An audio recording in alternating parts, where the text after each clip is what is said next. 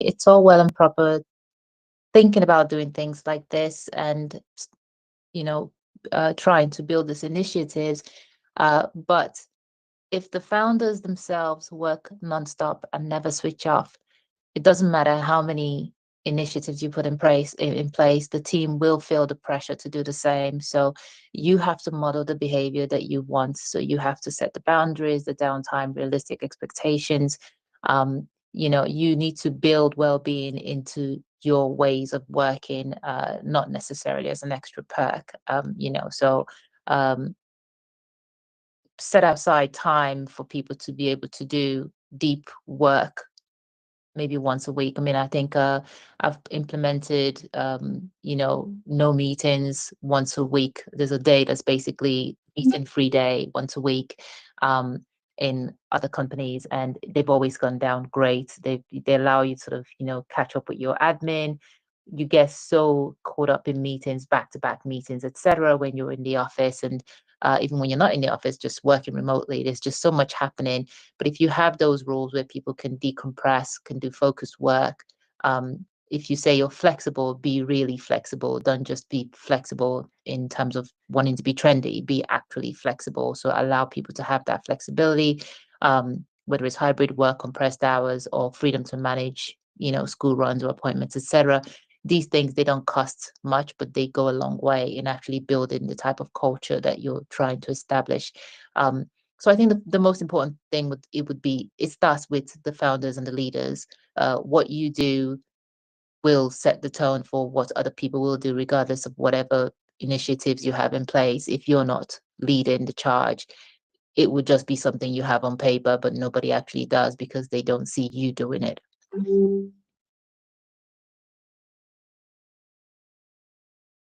Over to you, Anton. Oh, no, that is amazing. Thank you very much, ladies. Really appreciate that. Okay, we've got 12 minutes to go, so perhaps time to go to a few more questions. Let me see, did I, where, bear with me. Okay, let's see. Question, okay. Oh, this is interesting. Pre-seed AI. I think I keep getting similar questions to this, and actually, not only people sending them to for us to answer them here, but also when I go to various events that are kind of startup founders, etc. So I think it's worth us going through it. So bear with me. Copy paste. There we go. One of three co-founders of a pre-seed AI startup in Leeds, where we develop data analytics tools for small businesses. We're debating whether to hire a full-time developer or bring in a contractor to help with product development. How can we decide which is the best approach based on our project timeline and resources? It's one of the questions that I most often get, apart from maybe this is second to how can I find a co-founder or somebody to come and work with us, but I don't have money. So after that, this is probably the most common.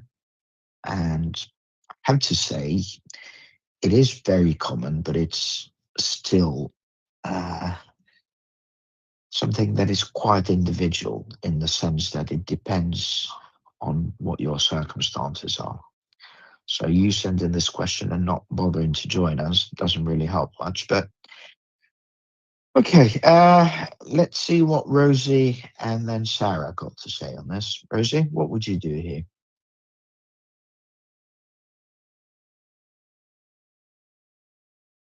There you go. I was just clicking my mute button. It wasn't cooperating.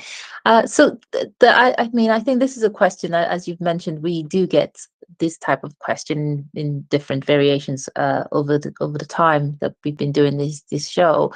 Um, so I think it's a classic early stage dilemma. And I would say that the answer, given that we're not able to probe for details, um, if I was to take a broader view, would say comes down to timeline, clarity, and potentially maybe continuity.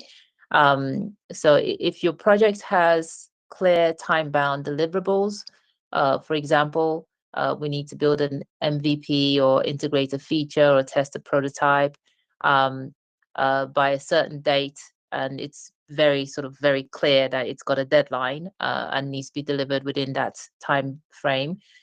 In those type of scenarios, a contractor might be the better option. You get speed, you get specialized skills. You're not committing to long-term payroll while you're still figuring out the product direction.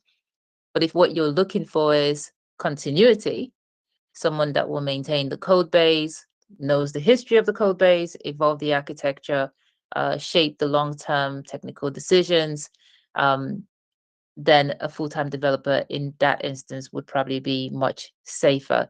So contractors can build, but because they tend to be quite temporary, they're not available to then maintain. And so if something goes wrong later on, unless you can get that same contractor back, you're kind of left sometimes having to get another person to redo the same piece of work. So it just depends on what you're giving them to do. And obviously another factor is resource. You know, contractors, they usually charge higher in terms of their day rates or hourly rates, but no long-term cost because they're not, part of payroll. So no NI contributions, pension, equipment onboarding, overhead. A full-time hire is cheaper per month if you were to do it on a day-per-day basis, but it's a big commitment at pre-seed. So the question then comes down to, do you have a defined technical roadmap for the next 12 months, or are you still experimenting and need flexibility? How you answer those questions will determine which person you should really be looking for, because contractors are great for speed and flexibility, but full-time developers are there for ownership and long-time technical health. So you match your hire to where your product actually is, not where you hope it will be. That's my short answer. Thank you very much, Sarah. Yeah, I have a couple of comments on that. So first of all, if you were going to go the contractor route, I'd be really clear in any agreement that you have that you maintain control of the IP. So you don't want them coming along and building something and then going and taking that somewhere else or to a potential competitor. So definitely make sure you look at the agreement and you get the legals right on that side of things.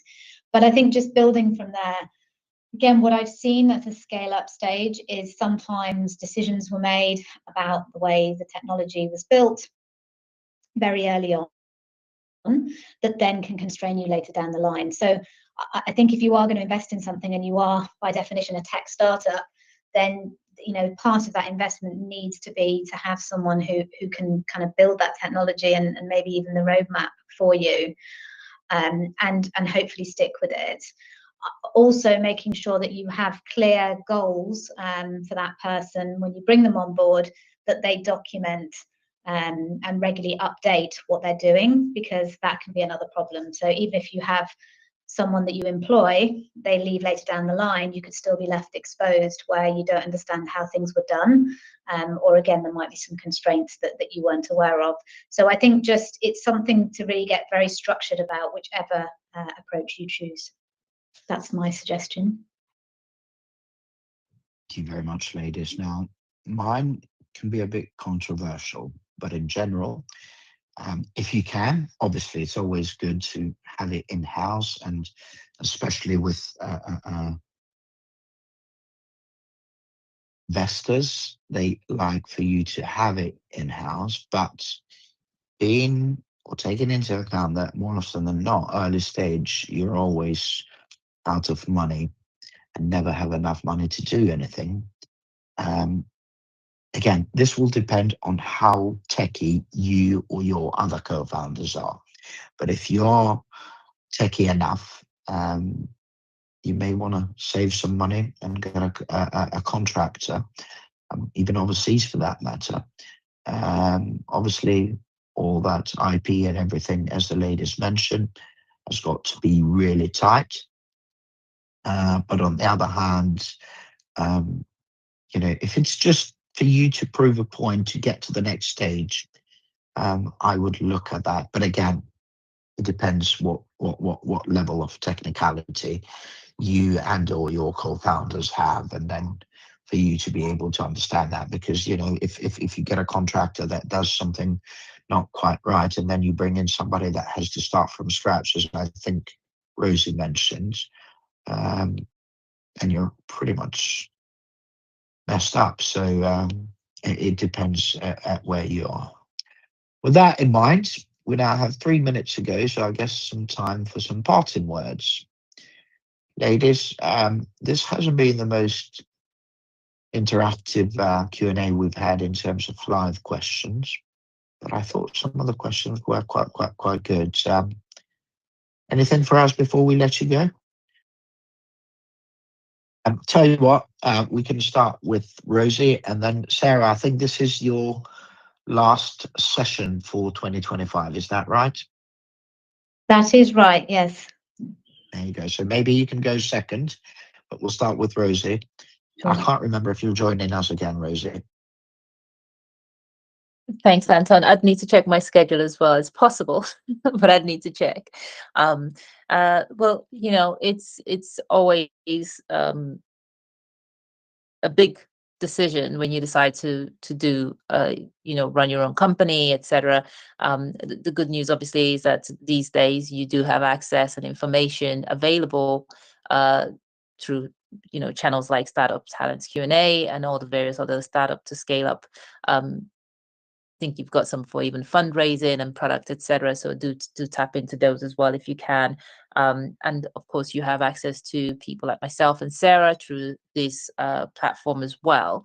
I'd say make the most of it. I surely wished back in time that I had access to such resources, and wish you all the best with whatever you're building, and have fun with it, even though it might feel tough sometimes. Hang in there. Yeah, thank you very much for that, Rosie. Sarah. Thanks, Rosie. Yeah, well, as you say, it's my last one for the year, and it's been fun doing these throughout the year and seeing some of the questions that come up. But I think what I'm blown away by really is just the amount of innovation that we have, particularly in the UK and all across the UK. So definitely agree with Rosie's, keep at it. It's not an easy thing to do to found a company.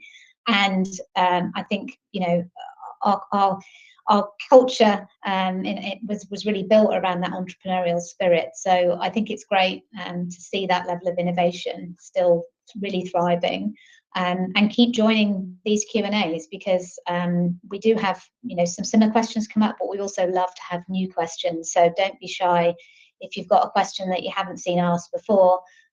Do make sure that you join these on a regular basis, because we're always happy to share new ideas and thoughts around those topics as well. But yeah, I don't think I have much more to say other than that, and look forward to getting involved again next year. Thanks, Anton. Well, thank you very much, Sarah, and may you have an amazing end of year, and also a great Christmas and New Year's if you celebrate them. But most importantly, a brilliant start to 2026. And thank you for your support this year and previous years. And same to you, Rosie, because actually I've just noticed, I've just double checked, and unfortunately you are scheduled just for today. But if I can tempt you in changing your mind, we still have a spot with your name on it for either of the next 2 Mondays, if you'd like to join us. Otherwise, as far as my parting words are concerned, just remember the startup journey can be both exciting but also quite challenging. So try to have some fun in the meantime, and be kind to yourself and other people too, for that matter. So thanks again. Please join us tomorrow for Startup Product and Tech Q&A. That is at 12 to 1 p.m. You can do that via our website, startuptoscaleup.club. Thank you. God bless you all. Bye-bye for now. Thanks, everyone. Bye.